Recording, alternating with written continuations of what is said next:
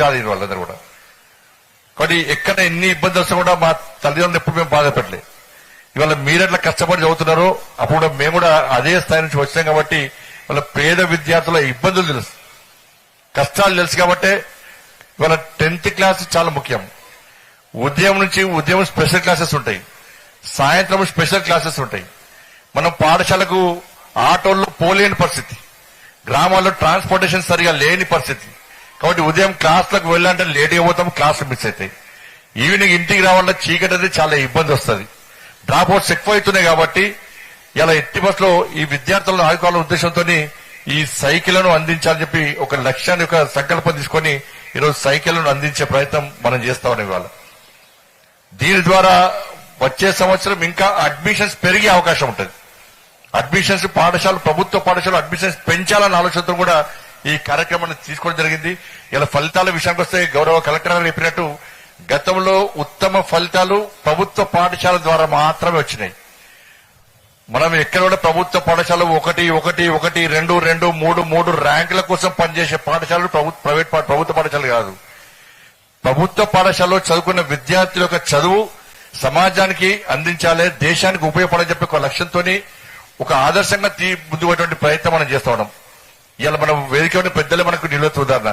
ఇవాళ మన గౌరవ కలెక్టర్ గారు ఇలా ఒరిస్సా నుంచి వచ్చి వారు అసిస్టెంట్ ప్రొఫెసర్ గా జాబ్ చేస్తూ కష్టపడి సివిల్స్ ప్రిపేర్ అయ్యి వాళ్ళ కలెక్టర్ గా వచ్చినంటే నిజంగా ప్రజల యొక్క మనస్తత్వాలు తెలిసినటువంటి వ్యక్తి కాబట్టి వాళ్ళ కరీంనగర్ జిల్లాను అన్నింటిలో ముందుకు తీసుకునే ప్రయత్నం చేస్తున్నటువంటి గౌరవ జిల్లా కలెక్టర్ గారే నేటి ఈ బాలికలు బాలలు అందరూ కూడా ఒక రోల్ మోడల్ కలెక్టర్ గారు. వారు చెప్పడమే కాదు, ఆచరణలో చేసి చూపిస్తున్న గొప్ప అధికారి గౌరవ కలెక్టర్ గారు. అదేవిధంగా సిపి గారు ఇలా బీహార్ నుంచి వచ్చి అనేక ఒడిదుడులు ఎదుర్కొని మెకానికల్ ఇంజనీర్ చేసి తప్పకుండా నేను కూడా కష్టపడి పనిచేయాలి అని చెప్పి సమాజాన్ని సేవ చేయాలని చెప్పి ఇవాళ ఐపీఎస్ గా సెలెక్ట్ అయ్యి వాళ్ళ సిపిగా మనకు వచ్చారు. వారు కష్టపడి ఒక క్రమశిక్షణ గల కుటుంబం నుంచి వచ్చిన వ్యక్తి ఇవాళ సిపి గారు. ఎందుకంటే వాళ్ళ నాన్నగారు కూడా ఆర్మీ అధికారి కాబట్టి ఈ దేశం పట్ల సమాజం పట్ల ఒక అంకిత భావంతో పనిచేసినటువంటి అధికారి కాబట్టి, అటువంటి కుటుంబం వచ్చినటువంటి అధికారి కాబట్టి వీళ్ళందరూ మనకు రోల్ మోడల్. అందరూ కూడా మనం అంబేద్కర్ చూడలే, వివేకానందన్ చూడలే, సర్దార్ పటేల్ చూడలే, అటల్ బిహారీ వాజ్పేయి మాత్రమే చూస్తాం మనం. కానీ వీళ్ళందరూ అటల్ బిహారీ వాజ్పేయి గాని, అంబేద్కర్ గాని, గాంధీ మహాత్ముడు గాని వీళ్ళు కూడా పేదరికంలో అనేక ఒడిదులు ఎదుర్కొని వాళ్ళ మనకు స్ఫూర్తి పదార్థాలుగా మిగిలిన వాళ్ళందరూ కూడా. వాళ్ళ అంబేద్కర్ గారి చరిత్ర తెలుసు. సమాజం చిన్న చూపు చూసినప్పుడు కూడా, అంటరాను చూసినప్పుడు కూడా ఎలాంటి వసతులు లేని పరిస్థితుల్లో, ఎలాంటి సౌకర్యాలు లేని పరిస్థితుల్లో సమాజం చీదరించుకునేటువంటి ప్రయత్నం చేస్తున్న పరిస్థితుల్లో ఎక్కడ వెనుకరు చేయకుండా ఇవాళ మనందరికీ స్ఫూర్తి పదార్థంగా ఒక ఆదర్శ మూర్తిగా నిలిచినటువంటి గొప్ప వ్యక్తి బాబాసాహెబ్ అంబేద్కర్.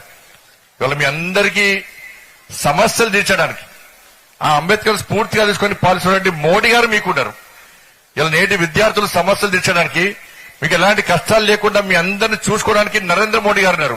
కానీ మా కాలంలో నరేంద్ర మోడీ గారు లేరు మాకు, అందుకే ఇబ్బందులు పడ్డం. మీ ఇబ్బందులు తీర్చడానికి మాత్రం నరేంద్ర మోడీ గారు ఉన్నారు. ఇందులో విద్య పట్ల ప్రత్యేకమైన శ్రద్ధ వహిస్తున్న వ్యక్తి నరేంద్ర మోడీ గారు. ఇలా గత ప్రభుత్వాలు ఇవాళ కేవలం విద్యకు 68,000 lakhs 68,000 lakhs మాత్రమే, 68,000 కోట్ల రూపాయలు మాత్రమే ఇవాళ విద్యకు కేటాయిస్తే ఇవాళ నరేంద్ర మోడీ గారి ప్రభుత్వం, కేంద్ర ప్రభుత్వం 128,000 కోట్ల రూపాయలను ఇవాళ విద్యకు కేటాయించి విద్య పట్ల ఏ విధంగా శ్రద్ధ వహిస్తుందో. ఇవాళ కేంద్రీయ విద్యాలయాలు గాని, సైనిక స్కూల్స్ గాని, నవోదయ పాఠశాల గాని, ఏకలవ్య పాఠశాల గాని అన్ని సౌకర్యాలతో ఒక మంచి విద్యను అందిస్తున్నటువంటి ప్రభుత్వం మన కేంద్ర ప్రభుత్వం. కానీ ఇటువంటి పరిస్థితుల్లో మనందరం కూడా వాటిని ఉపయోగించుకోవాల్సిన అవసరం ఉంది. ఇలా విద్యను అభ్యసించడం, స్థానిక భాష ద్వారా విద్యను అందించడం, పాఠశాల నిర్వహణ అంతా కూడా రాష్ట్ర ప్రభుత్వాల పరిధిలో ఉన్నప్పుడు కూడా వాళ్ళ జాతీయ విద్యా విధానం విషయంలో చట్టాన్ని తీసుకొచ్చి ఇలా ప్రజల్లో పడ్డ విద్యార్థుల పట్ల అంకిత భావంతో పనిచేసే ఒక మంచి ఆలోచన కల్పించాలని చెప్పే ఉద్దేశంతో నరేంద్ర మోడీ గారి ప్రభుత్వం కష్టపడి పనిచేస్తున్న విషయాన్ని మనం గుర్తుంచుకోవాల్సిన అవసరం ఉంది. అందుకే మీరు విద్యార్థులందరూ కూడా ఇవాళ సైకిల్ ఇవ్వడం ముఖ్యం కాదు. ఈ సైకిల్ దేనికోసం ఇస్తున్నామంటే మీరు కష్టపడి చదువుతారు. ప్రభుత్వ పాఠశాల విద్యార్థులు తలుచుకుంటే ఏ విధంగా ర్యాంక్స్ వస్తాయి, ఏ విధంగా ఉత్తీర్ణ శాతం పెరుగుతుందని చెప్పి ఒక లక్ష్యంతో పనిచేయాలని చెప్పి ఉద్దేశంతో మాత్రమే వాళ్ళ సైకిల్ ఇస్తున్నాం. మీరు కష్టపడి వాళ్ళ 10th ఇంటర్ డిగ్రీ అనేది చాలా ముఖ్యమైనటువంటి పరిస్థితులు అవన్నీ కూడా. అటువంటి పరిస్థితుల్లో మనందరం కష్టపడి పనిచేయాలి, చదవాలి. మనందరం కూడా మీరు కష్టపడి తల దించుకొని మీ పుస్తకాలు చదివితే భవిష్యత్తులో తలెత్తుకొని సగర్వంగా తిరిగేటువంటి పరిస్థితి మీకు వస్తుంది. దాన్ని మనం గుర్తుంచుకోవాలి. వచ్చే భారత భవిష్యత్ అంతా కూడా ఈ బాలలేదన్న విషయాన్ని మనం గుర్తుంచుకోవాలి. ఇటువంటి పరిస్థితుల్లో మనందరం కూడా ఈ కార్యక్రమాన్ని ఇత్తంతో ఆపం. ఇది మోడీ గిఫ్ట్. ఏంటిది? ఇది మోడీ గిఫ్ట్. నెక్స్ట్ అతి త్వరలోనే మోడీ కిట్స్ కూడా ఇవ్వబోతున్నారు మీ అందరూ కూడా. ఎల్కేజీ నుంచి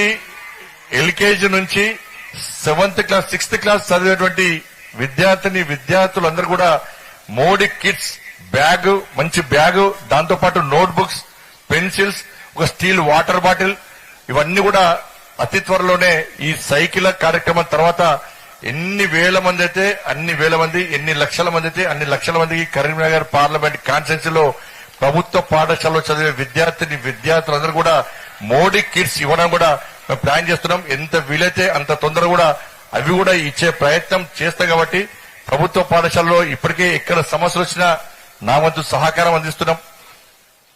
పాఠశాలలో కనీస సౌకర్యాలు కల్పించాలనే ఉద్దేశంతో మనం ముందుగా ప్రయత్నం చేస్తున్నాం. ఇటువంటి పరిస్థితుల్లో ఇలా ప్రభుత్వ పాఠశాలలో చూస్తున్న విద్యార్థులందరూ కూడా దేనికి వెనుకడుగు ఓడకుండా వాళ్ళ భవిష్యత్తులో